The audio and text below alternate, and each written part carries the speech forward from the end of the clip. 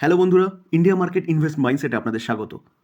এই ভিডিওতে যেসব নিউজগুলো নিয়ে আলোচনা করতে চলেছি বা যেসব তথ্যগুলো নিয়ে আলোচনা করতে চলেছি সেগুলো পুরোপুরি কিন্তু লার্নিং পারপাস, কোনো বাই সেল রেকমেন্ডেশন নয়। চলুন মূল ভিডিওতে যাওয়া যাক। নিফটি ফিফটিকে দেখলে দেখা যাবে নিফটি ফিফটি লাস্ট ট্রেডিং সেশনে নেগেটিভ মুভমেন্ট দেখিয়েছিল। কতটা? 0.74% নেগেটিভ মুভমেন্ট দেখিয়েছিল। যদিও বা মুভমেন্টটা আরও অনেক বেশি দেখিয়েছিল, সেখান থেকে কিন্তু অনেকটা রিকভারি করেছে।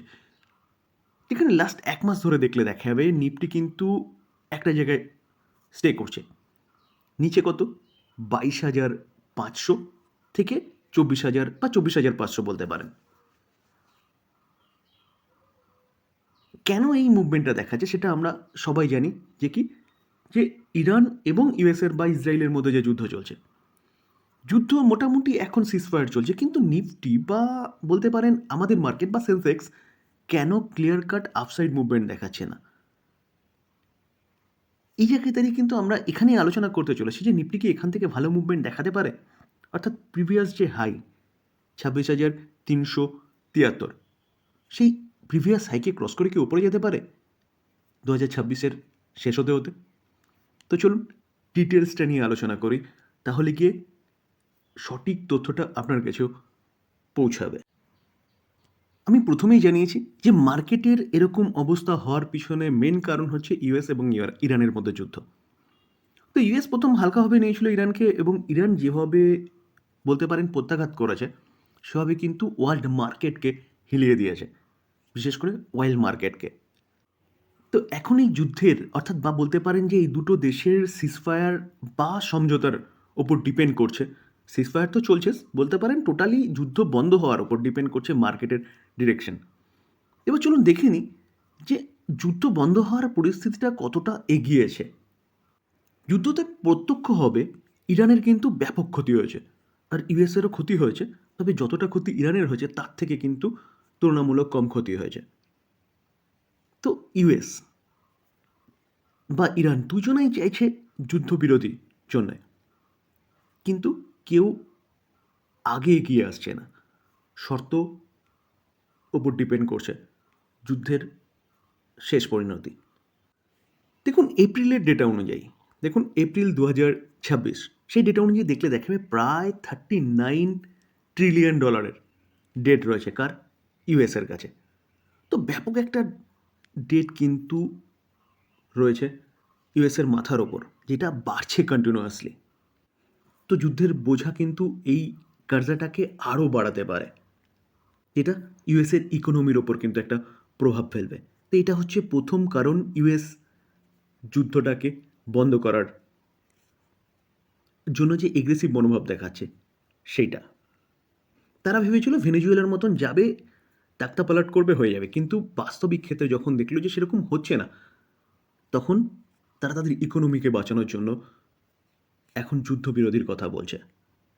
তার পাশাপাশি দেখলে দেখা যাবে 2026-এর ইউনাইটেড স্টেটসের সেনেট ইলেকশন কবে? 3 নভেম্বর, যেখানে আমাদের যেমন পার্লামেন্ট ইলেকশন হয় এবং পার্লামেন্টের মেম্বাররা ইলেক্টেড হয় পার্লামেন্টকে পরিচালনা করার জন্য, বা বলতে পারেন দেশ পরিচালনা করার জন্য, সেরকমভাবে কিন্তু তাদের কংগ্রেসের সেনেট থাকে এবং সেনেট ইলেক্টেড হয় ভোটের মাধ্যমে। তো সেখানে বলছে কবে? যে 3 নভেম্বর সেই ইলেকশন হতে চলেছে। তো পপুলারিটি দেখলে দেখা যাবে ডেমোক্র্যাটদের দিকে পাল্লা কিন্তু ভারী রয়েছে, অর্থাৎ বলতে পারেন যে 20% মানুষ, অনলি ফর 20% মানুষ রিপাবলিকানদের সাপোর্ট করছে, আর ডেমোক্র্যাটদের 80% মানুষ, অর্থাৎ ডোনাল্ড ট্রাম্পের পাল্লা কিন্তু নেগেটিভের দিকে।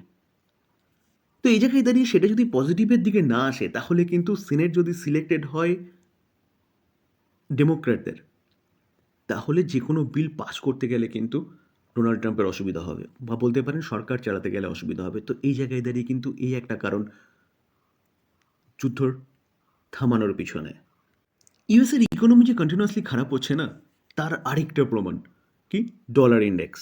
ডলার ইন্ডেক্সকে দেখলে দেখা যাবে, দেখুন ডলার ইন্ডেক্স কিন্তু আবারও 100-এর নিচে চলে আসছে, 97.88। তো ডলার উইক হচ্ছে, ডলার উইক হওয়া মানে তাদের ইকোনমি কিন্তু বিপদের দিকে এগোচ্ছে।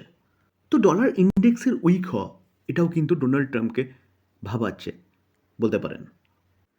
হেভি রিসেন্ট বা বলতে পারেন 29 তারিখ ফেডের এফওএমসির আউটকাম এসছে, যেখানে পাওয়েল স্যারও কিন্তু ইনফ্লেশনকে নিয়ে চিন্তা ব্যক্ত করেছে। কারণ যেভাবে ক্রুড অয়েলের দাম বাড়ছে, আর ক্রুড অয়েলের দাম বাড়া মানে কিন্তু অয়েল বাড়া মানে ইনফ্লেশন বাড়া, তার পাশাপাশি যুদ্ধের একটা ব্যাপক খরচা কিন্তু ইউএসকে ওঠাতে হচ্ছে। তো সেই জায়গায় দাঁড়িয়ে ইনফ্লেশন বাড়লে সেন্ট্রাল ব্যাঙ্কগুলো কী করবে? রেট কাট তো ভুলেই যান, রেট হাইক করবে অদূর ভবিষ্যতে, কারণ এই খরচাটা একটা এফেক্ট তো দেখা যাবেই। তো এই কারণেই কিন্তু ডোনাল্ড ট্রাম্প যুদ্ধটাকে থামানোর চেষ্টা করছে এবং বারবার ইরানের সাথে মিটিং ফিক্স করছে, যদিও বা মিটিং সাকসেসফুল হচ্ছে না। কেন হচ্ছে না? কারণ আমি নত হব না, সেটা ইউএসের ক্ষেত্রেও এবং ইরানের ক্ষেত্রেও দেখা যাচ্ছে, যার ফলে সাফার করছে ওয়ার্ল্ড মার্কেট। যখনই কোনো পজিটিভ নিউজ আসে তখনই মার্কেট ছুটতে করে, আবার যখনই কোনো নেগেটিভ নিউজ আসে মার্কেট কারেকশন দেখায়। তো আলটিমেটলি এই যুদ্ধের ভবিষ্যৎ দেখা যাচ্ছে কি যে আজ না হোক 10 দিন বা 15 দিন বা 1 মাস বা 2 মাস পরে কিন্তু এটা বন্ধ হবে। ইউক্রেন রাশিয়ার মতন কিন্তু কন্টিনিউ হবে না, কারণ এখানে সবার ইন্টারেস্ট জড়িয়ে রয়েছে, কারণ এখানে তেল জড়িয়ে রয়েছে বা ক্রুড অয়েল জড়িয়ে রয়েছে বলতে পারেন।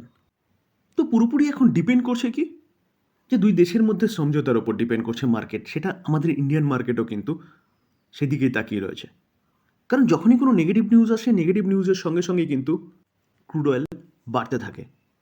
তো যারা গতকালকে ক্রুড অয়েলকে দেখেছেন তারা কিন্তু দেখেছেন যে 125-এর ওপরে ক্রুড চলে গেছিলো নেগেটিভ নিউজের জন্য, যার জন্য আমাদের মার্কেট প্রিভিয়াস ডে পড়েছিল। তো আবারও ডোনাল্ড ট্রাম্পের থেকে একটা পজিটিভ নিউজ পাওয়া গেছে, সেখানে দাঁড়িয়ে ওয়ার্ল্ড মার্কেট পজিটিভ মুভমেন্ট দেখাচ্ছে, গিফট নিফটিও পজিটিভ মুভমেন্ট দেখাচ্ছে আজকের দিনে, যদিও বা আমাদের মার্কেট আজকে বন্ধ, ক্রুডও অনেকটা নিচে চলে আসছে। তো যুদ্ধ যদি পরিস্থিতি স্বাভাবিক হয় তাহলে কিন্তু ক্রুড নিচে আসবে। তো যে ভয়টা আমাদের রয়েছে, অর্থাৎ যে ইনফ্লেশন, ক্রুড বাড়লে তেলের দাম বাড়বে, তেলের দাম বাড়লে ইনফ্লেশন বাড়বে, সেই ইনফ্লেশনের ভয়টা কিন্তু অনেকটা কমে যাবে যদি যুদ্ধের পরিস্থিতি স্বাভাবিক হয়ে যায়। তো এখন শুধু সময়ের অপেক্ষা, সেটা 10 দিনও হতে পারে, সেটা 15 দিনও হতে পারে, তবে হবে। যুদ্ধ এখান থেকে কিন্তু আর দীর্ঘায়িত হবে না।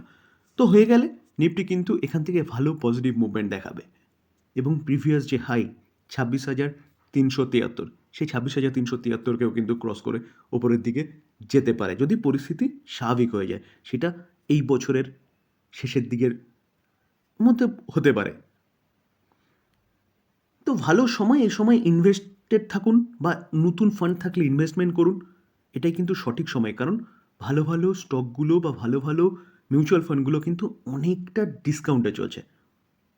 এই ছিল আলোচনা, তবে আবারও ডিসক্লেমার দিয়ে রাখি, কোনো রকম কোনো বাই রেকমেন্ডেশন নয়, জাস্ট ফ্যাক্টটা আমি তুলে ধরার চেষ্টা করলাম। বাই করবেন বা সেল করবেন নিজে ভালো মতো অ্যানালাইসিস করে তারপরে করবেন। থ্যাংক ইউ, ভালো থাকবেন।